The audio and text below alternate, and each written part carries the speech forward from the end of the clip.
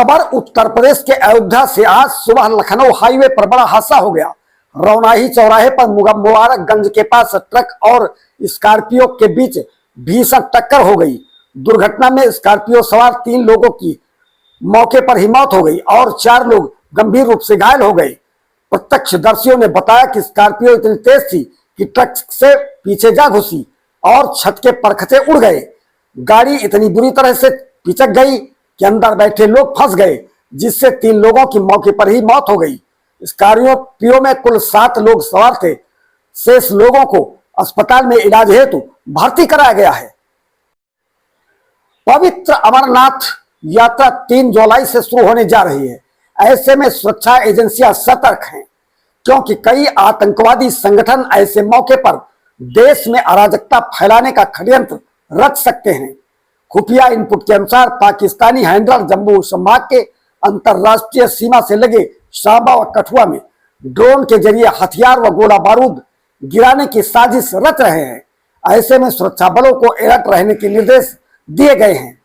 एजेंसियों को अंदेशा है कि अगले 2 से 3 सप्ताह के अंदर सांबा और कठुआ सेक्टर में ड्रोन के जरिए हथियारों की खेप गिराने की कोशिश की जा सकती है। इन हथियारों का उपयोग जम्मू कश्मीर सक्रिय आतंकवादियों तक पहुंचाने और अमरनाथ यात्रा को निशाना बनाने के लिए किया जा सकता है। संवेदनशील इलाकों में तलाशी अभियान लगातार चलाया जा रहा है। कर्नाटक की राजधानी बेंगलुरु में एक बड़ी दुर्घटना की खबर आ रही है।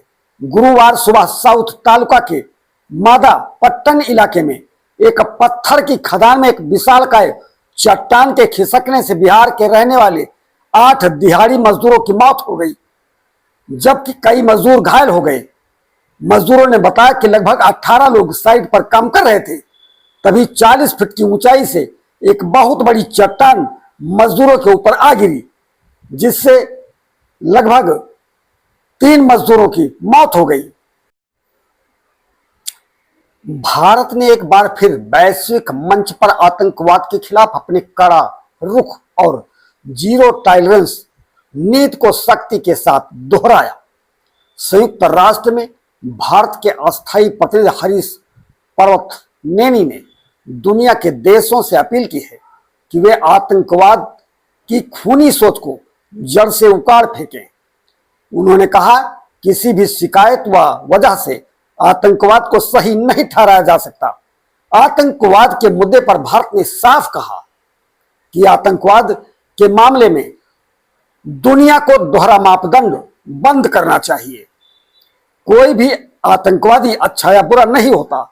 आतंकवादी केवल आतंकवादी होता है। उसे सही ठहराने का कोई बहाना नहीं चाहिए।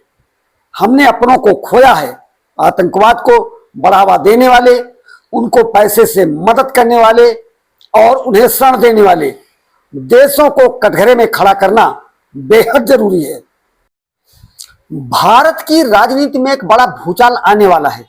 केंद्र में स्थित मोदी सरकार एक ऐसे बिल को लाने जा रही है जिसके कारण सियासी गलियारों में हड़कंप मचा हुआ है।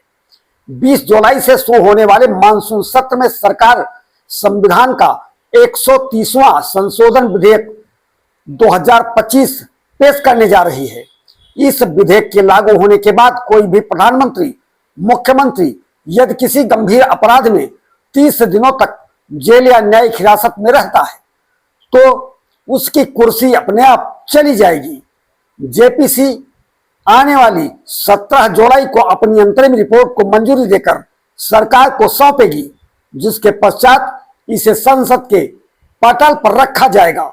खास बात यह है कि इसके राजनीतिक दुरुपयोग को रोकने के लिए कुछ सावधानियां, सेफ गार्ड्स भी जोड़े जा रहे हैं।